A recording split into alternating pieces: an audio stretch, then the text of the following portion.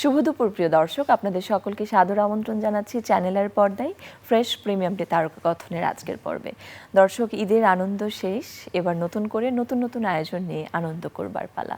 আপনাদেরকে একটি প্রশ্ন দিয়েই শুরু করতে চাই আজকের তারকাকথন। সেটি হলো, মানুষের মন জয় করার জন্য আমরা তো অনেক কিছু করি, আপনারা কি করেন? আমাদের মন জয় করার জন্য আমরা হয়তো কখনো উপহার পাই, কখনো গান, কখনো কবিতা, কখনো শব্দ। আমাদের বাংলা আধুনিক সাহিত্যে দুজন অন্যতম প্রধান কবি যারা তাদের শব্দের জাদুতে আমাদেরকে মুগ্ধ করেছেন, এবং তাদের লেখা, তাদের শব্দ আমাদের এই বাংলা সাহিত্যের অমূল্য সম্পদ হয়ে রয়েছে। তাদের দুজন মানুষ বিপরীত মেরুতে অবস্থান করলেও তারা এক একজন মহিরুহ, এবং সেই দুজন মানুষ যারা শব্দের কবি, সেই দুজন মানুষকে এক করেছেন ক্যামেরার এক কবি, নাসির আলী মামুন। আজকে তারকাকথনের সেটে আমন্ত্রিত অতিথি তিনি, তাকে আমরা শুরুতে স্বাগত জানাই। স্বাগত আপনাকে, শুভ দুপুর, শুভেচ্ছা। আপনাকে স্বাগত জানালাম, কিন্তু কারণটা আমি এখনো বলিনি, সেটি এবারে বলতে চাই। আগামীকাল অর্থাৎ 3 এপ্রিল আলিয়স প্রসেস, সেখানে একটি আপনার একক প্রদর্শনী হচ্ছে 66তম, এবং সেখানে শামসুর রহমান এবং আল মাহমুদ এই দুজন কবির আলোকচিত্র প্রদর্শনী হচ্ছে সেখানে। আমি শুরুতেই আপনার কাছে জানতে চাইব, দুজন বিপরীত মেরুর মানুষ, আদর্শগত দিক থেকে, লেখনীর দিক থেকে, একজন আধুনিক কবি, নাগরিক কবি, আরেকজন লিখছেন শেকড় নিয়ে, মাটি নিয়ে।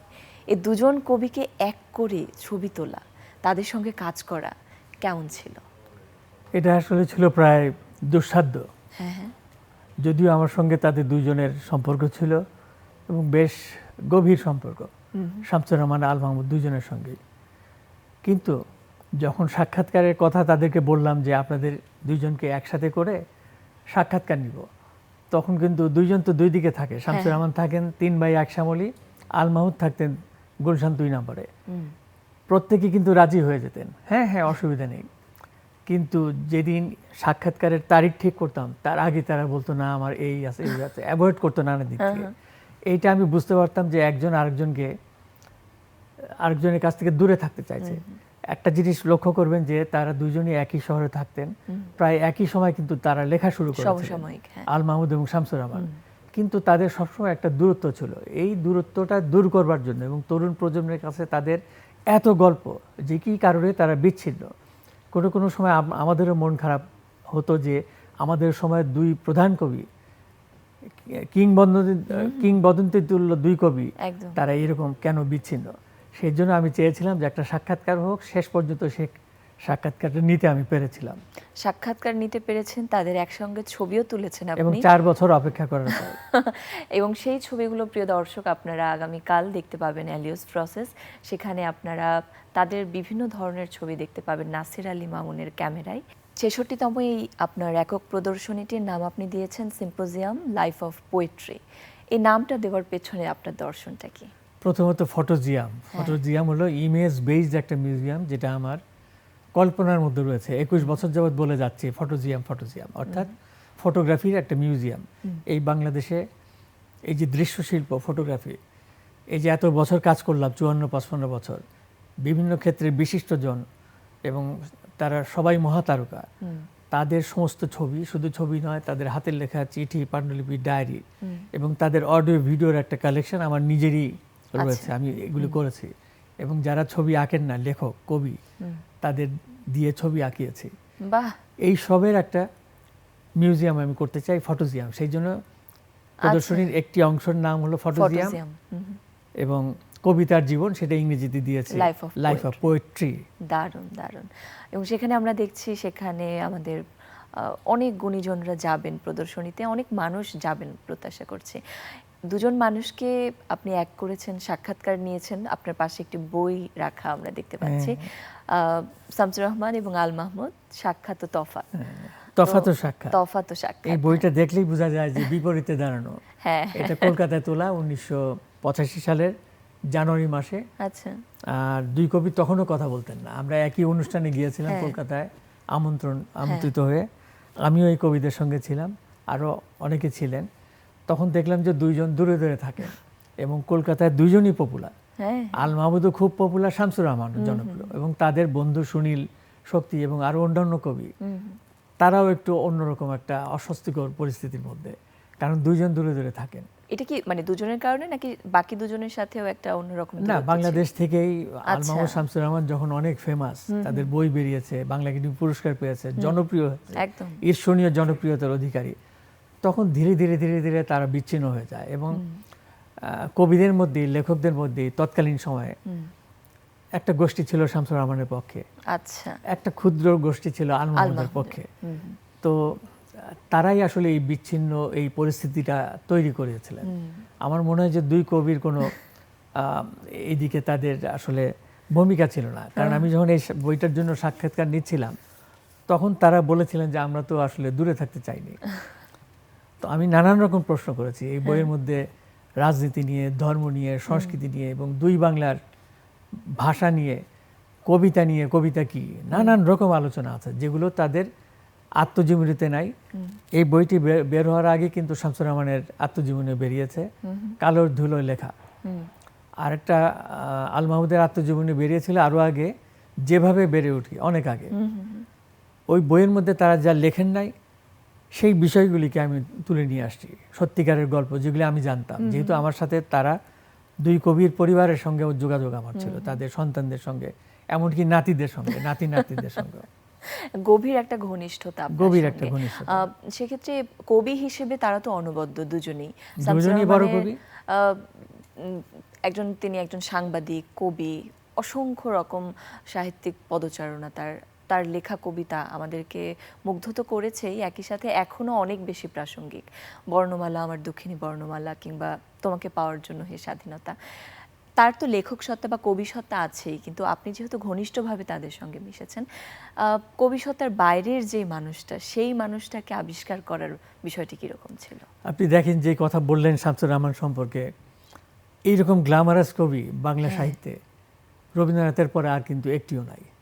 এই যে গ্ল্যামার, শামসুর রহমানের যে গ্ল্যামার, তার যে জীবিতকালে যে তার জনপ্রিয়তা এবং মানুষটা দেখার জন্য অনেকে ক্রেজ ছিল, যিনি বিভিন্ন অনুষ্ঠানে গেলে অটোগ্রাফের জন্য, ছবি তোলার জন্য ব্যাকুল থাকতো তরুণ প্রজন্ম। আল মাহমুদ কিন্তু একটু নেপথ্যে থাকলো, তিনি সোনালী কাবিনের স্রষ্টা।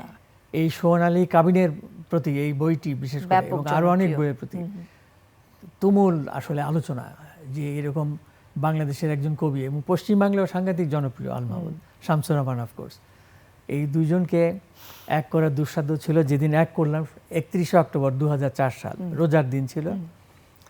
তো আল মাহমুদ যখন শামসুর রহমানের ঘরে ঢুকলেন, তার আগেই আমি ঢোকার সাথে সাথে শামসুর রহমানের টেলিফোন লাইনটা কেটে একটা বইয়ের নিচে তারটা, যাতে কোনো ফোন না আসে, আমি যাতে অন্য কোনো লোক যাতে এর মধ্যে এসে না পড়ে, আচ্ছা, সাক্ষাৎকার পর্বটা যাতে ঠিক মতো হয়, আমি যা চাইছিলাম। তো যাই হোক, কোনো ফোনের লাইন কাটা আসে নাই। এর মধ্যে সাক্ষাৎকার নিচ্ছি, প্রশ্ন করছি, নানান রকম প্রশ্ন, দুইজনই উত্তর দিচ্ছেন। একটা পর্যায়ে হঠাৎ আল মাহমুদ, শামসুর রহমানের বেডরুম এটা, এবং শামসুর রহমানের পড়ার লেখার টেবিলটা ছিল 3x1 শ্যামলীর বাসায়। আল মাহমুদ হঠাৎ করে, উনিও খুব মজা পেয়ে গেলেন, তার ভালো লাগলো যে একসাথে তারা এতদিন পরে মিলিত হলেন। কিন্তু শামসুর রহমানের ভালো লাগেনি, তার মুখ দেখে, আমি বডি ল্যাঙ্গুয়েজ দেখে আমি বুঝতে পারছি একটা আনকমফোর্টেবল সিচুয়েশন। আল মাহমুদ হঠাৎ করে কাত হয়ে তার বিছানায় শুয়ে পড়লো। শামসুর রহমান আরো একটু অস্বস্তি। তখন ইন্টারভিউ হচ্ছে, আবার আল মাহমুদ তার রুমের মধ্যে একটা সিগারেট ধরালেন। অবশ্য ইফতারির পরে, আল মাহমুদ রোজা রেখেছিলেন। আচ্ছা, শামসুর রহমান আরো বিরক্ত।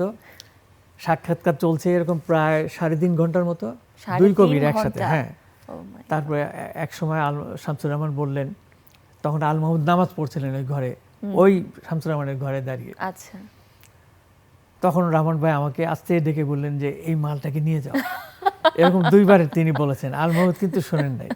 আল মাহমুদ অত্যন্ত প্রীত এবং খুশি হয়েছিলেন সেদিন, এবং আরো আশা করেছিলেন যে রোজার দিন ইফতারি তিনি খাওয়ালেন, কিন্তু তারপরে অন্তত রাত 9টা বেজে গিয়েছে, যে খাওয়ার সময়, তখন রাতের আহারের সময়। কিন্তু শামসুর রহমান অফার করলেন না। এটা একটু আমার কাছে খারাপ লাগলো। আল মাহমুদ কিন্তু বুঝতে পারেন নাই তার যে এত স্বতঃস্ফূর্ত খুশি, যে এতদিন পরে শামসুর রহমানের সঙ্গে তার দেখা হয়েছিল। এবং তিনি সেই সাক্ষাৎকারে বলেছেন যে কবিতার জন্য বহু দূর তার একটা বই আছে, গদ্যের বই। তিনি শামসুর রহমান নিয়ে বিস্তর সেখানে আলোচনা করেছেন। আমাকে বলেছেন যে শামসুর রহমান আমাকে নিয়ে একটি লাইনও লেখেন নাই। এই আক্ষেপ তিনি শামসুর রহমানের সামনেই করলেন। তখন শামসুর রহমান বললেন যে না, আল মাহমুদ বড় কবি, অনেক বড় কবি, তার লেখা আমি পড়ি। এবং দুই কবি মিলে সেদিন আমাকে একটা লাইন দিলেন, আমরা কালের অক্ষর লিখতে এসেছি। আপনি যেটা এই সাক্ষাৎকারের শুরুতেই বললেন যে শব্দ, তারা কিন্তু কালের অক্ষর আসলে লিখে গেছেন এই দুই কবি, অমর তারা। এবং বাংলা সাহিত্যে আপনি কি পশ্চিম বাংলায় এত বড় কবি নাই এখন। পঞ্চকবির পরে তারা তো পঞ্চকবির পরে তো শামসুর রহমান আল মাহমুদ সবচেয়ে বড় কবি বাংলা সাহিত্যে, আধুনিক কবি। তাদের ভাষা, তাদের বৈভব, তাদের যে বিভা, তাদের যে ক্যারিশমা ব্যক্তি জীবনের, যেমন আল মাহমুদ জেল খেটেছেন 1 বছরের একটু বেশি। আর শামসুর রহমান যেরকম ক্যারিশমেটিক একটা ফিগার, তাদের লেখার মধ্যেও দেখবেন যে গদ্য পদ্য মিলিয়ে, শিশু সাহিত্য মিলিয়ে দুইজনে কিন্তু সমানে সমান। আপনি যেটা বলছিলেন যে সাংবাদিকতা করেছেন, আল মাহমুদ আর শামসুর রহমানের জীবনটা কিন্তু প্রায় একই রকম। আল মাহমুদও সাংবাদিকতা করেছেন, প্রুফ রিডার ছিলেন। কবি শামসুর রহমান সাংবাদিকতা করেছেন দীর্ঘদিন, দৈনিক বাংলার এডিটর ছিলেন। আল মাহমুদও এডিটর হয়েছিলেন গণকণ্ঠের 1973-74 সালে। তখন আবার সেটা সরকার বিরোধী একটি জি জি সংবাদপত্র ছিল। কিন্তু দুই কবি কিন্তু বিপরীত মরিতে চলতো, যেটা বললেন যে চিন্তায়, চেতনায়, লেখার স্টাইলে আদর্শিকভাবেও একটা বৈপরীত্য ছিল। আদর্শিকভাবে হ্যাঁ।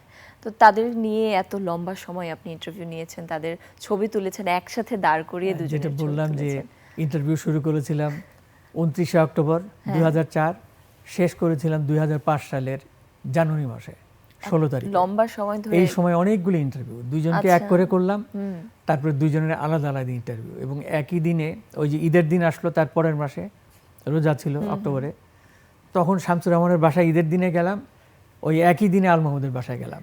একই প্রশ্ন, 20টা প্রশ্ন দুজনকে। দেখলাম যে দুইজন সম্পূর্ণ আলাদা কথা বলছেন নানা বিষয় নিয়ে, রাজনীতি, ধর্ম, সাহিত্য, বাংলা ভাষা, কবিতা এবং বাংলা ভাষার যে চিত্রকল্প, প্রকরণ, এবং কলকাতার বাংলা ভাষার সাথে যে আমাদের পার্থক্য, সেগুলো কিন্তু অকপটে তারা বললেন। কাজে এই বইটা অত্যন্ত গুরুত্বপূর্ণ বই আমি মনে করি। নিশ্চয়ই। বইটা নিয়ে তো আমরা অনেক কথা শুনলাম, সাক্ষাৎকার নিয়ে শুনলাম। এবার একটু আলোকচিত্রগুলো সম্পর্কে শুনি, যেটি আমরা আগামীকাল দেখতে পাচ্ছি প্রদর্শনীতে। সেই আলোকচিত্রগুলো যখন আপনি ফুটিয়ে তুলছেন আপনার ক্যামেরাতে, তখন আপনার পোর্ট্রেটগুলি তো একটু অন্য রকম হয়, অন্য ধাঁচের হয়।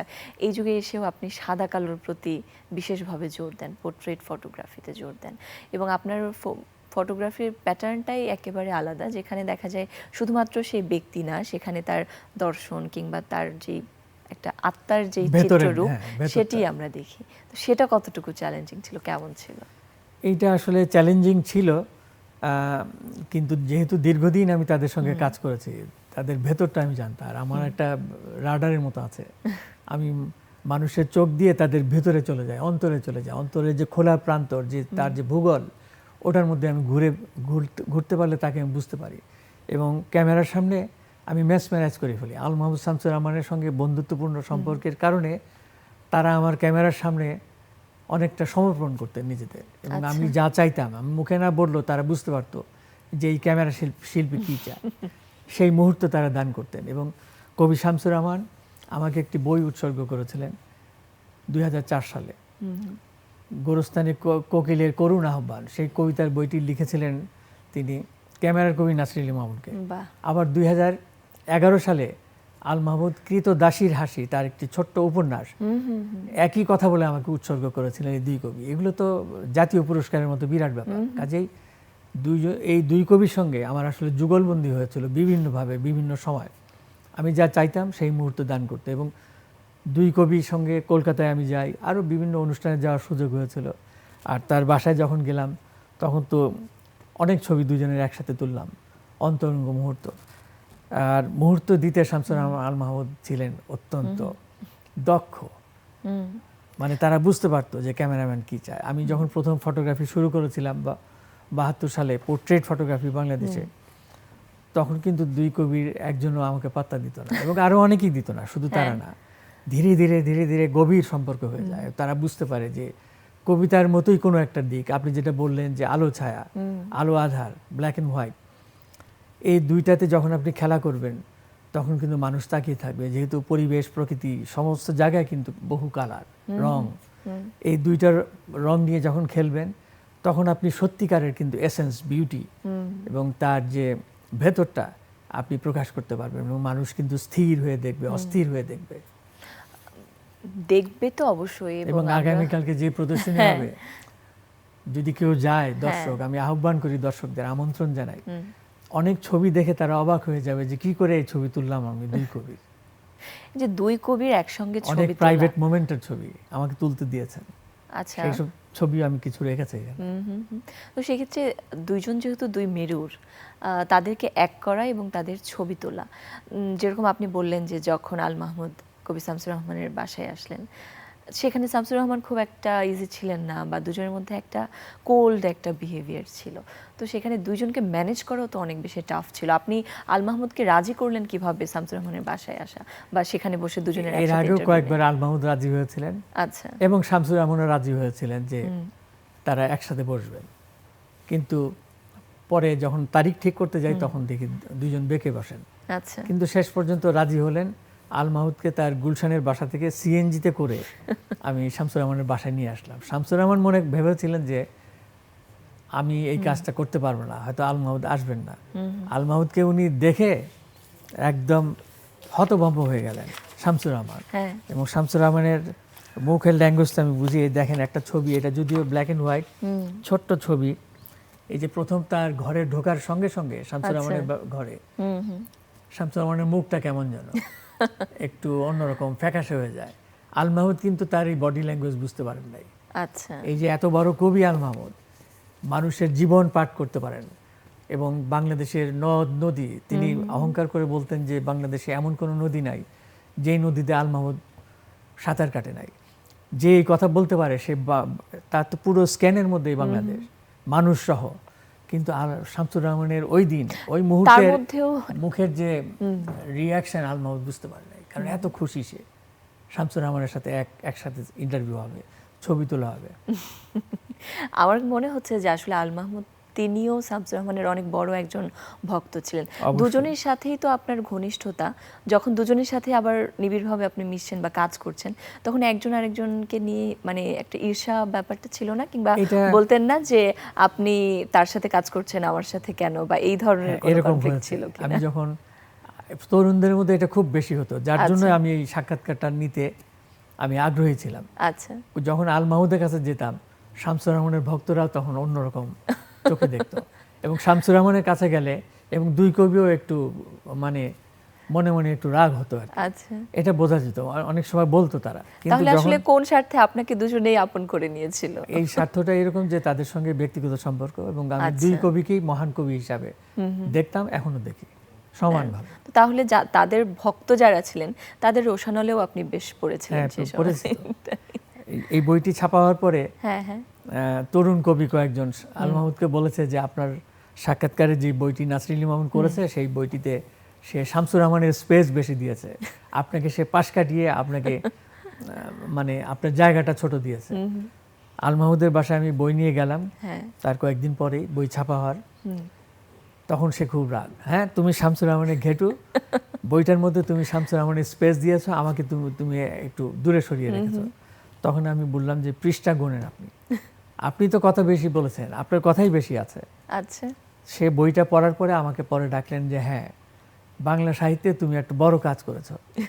আমরা জানি যে রবীন্দ্রনাথ, কাজী নজরুল ইসলাম, তাদের নিয়ে অনেক কাহিনী, অনেক গল্প এখন পর্যন্ত চালু, কিন্তু শামসুর রহমান এবং আল মাহমুদ নিয়ে যত গল্প কাহিনী সত্যিকারের, এগুলো কিন্তু বাংলা সাহিত্যে, বাংলা ভাষার কবিদের মধ্যে আর কিন্তু দ্বিতীয়টা আপনি দেখবেন না, যেটা এখনো জারি আছে, এখনো চলমান। তো সেক্ষেত্রে যখন এই বইটাই শামসুর রহমানের কাছে গেল, তার বক্তব্য কি ছিল বইটি সম্পর্কে? শামসুর রহমান তো এই বই দেখে, শামসুর রহমান বইয়ের কয়েকটা কপি চাইলো, দিলাম। পরে আল মাহমুদ পড়ার পরে আমাকে ডেকে নিয়ে বলল, বইয়ের প্রচ্ছদটা বাধাই করে দিলাম, তার বাসায় রাখলো। উনি পরে বুঝতে পারলো যে তার স্পেস বেশি, এবং কথা তো উনি বেশি বলেন, এবং শামসুর রহমান একটু কম কথা বলেন, যেটা এই বইয়ের ভূমিকা আমি লিখেছি। কিন্তু যে শামসুর রহমান যদি আরো বেশি কথা বলতো, আরো কিছু বলতো, তাহলে আরো হয়তো অনেক উপকার হতো নতুন প্রজন্মের কাছে, পাঠকদের কাছে। কিন্তু উনি অনেক কম কথা বলেছেন, প্রশ্ন শামসুর রহমানকে বেশি করেছে। তো শামসুর রহমানের বক্তব্য কি ছিল ছবিগুলো দেখার পর, কিংবা তার রিয়াকশনটা কিরকম ছিল? তিনি খুবই খুশি হয়েছেন। তিনি বললো যে আমরা তো দুজন আসে আলাদা, বইটা ছাপার পরেও আলাদা থাকতে চাইনি, বলে যে পরিস্থিতি আমাদেরকে এরকম করে ফেলেছে। তখন উনি ইউরোপের অনেক উদাহরণ দিলেন বিভিন্ন কবিদের, যে জীবিতকালে উনি বললেনও যে একই শহরে যারা লেখালেখি করেন তারা প্রত্যেকেই মনে করেন যে আমি বড় কবি, আরেকজন মনে করেন আমি বড় কবি। এইটা একটা দ্বন্দ্ব থাকে, যেটা কলকাতায় ছিল। শামসুর রহমান বলতো যে শক্তি এবং সুনীল, তাদের মধ্যে কিন্তু ব্যাপক দ্বন্দ্ব ছিল এবং তারাও কিন্তু যুগলবন্দী হয়েছিলেন একটি বই। এবং তারা ব্যাপকভাবে তারা দুইজন দুইজনকে ঈর্ষা করতেন, কিন্তু তারা একসাথে চা খেতেন, পান করতেন, আড্ডা দিতেন, কিন্তু শামসুর রহমান আল মাহমুদ দিতেন না। এই আর কি পার্থক্য। দারুণ। আমরা বইটি সম্পর্কে জানলাম এবং তাদের মধ্যেকার যে একটি অন্যরকম সম্পর্ক, বৈপরীত্য থাকার পরেও দুজনের প্রতি একটা শ্রদ্ধাবোধ নিশ্চয়ই ছিল। তো সেই জায়গাগুলি আমরা শুনলাম। সেই তাদের মধ্যেকার কেমিস্ট্রিটা আমরা ছবিতে দেখব আগামীকাল 3 এপ্রিল অ্যালিয়াস প্রসেস। সেখানে 66তম নাসির আলী মামুনের একক প্রদর্শনী। দর্শকদেরকে একটু আমন্ত্রণ জানিয়ে দিন। আমি দর্শকদের আমন্ত্রণ জানাই, কবি শামসুর রহমান এবং আল মাহমুদকে নিয়ে আমার একক প্রদর্শনী আগামীকালকে সন্ধ্যা 6টায় উদ্বোধন হবে ঢাকার ধানমন্ডির আলিওয়াস প্রাসাদে, এবং উদ্বোধন করবেন প্রথম আলোর সম্পাদক জনাব মতিউর রহমান। আপনারা আসবেন এবং এই যে শামসুর রহমান আল মাহমুদের যারা পাঠক, একনিষ্ঠ পাঠক, এবং তাদেরকে নিয়ে যারা কাজ করেছেন, তাদের আমার মনে হয় যে অত্যন্ত ভালো লাগবে এই প্রদর্শনী দেখে। তারা শিক্ষিত হবেন এবং তারা চমকিত হবেন অনেক ছবি দেখে। প্রিয় দর্শক, আগামীকাল আশা করছি দেখা হবে আপনাদের সঙ্গে ফটোজিয়াম লাইফ অফ পোয়েট্রিতে। সে পর্যন্ত আপনারা সকলে ভালো থাকুন, সুস্থ থাকুন, শিল্প সত্তার মাঝেই থাকুন।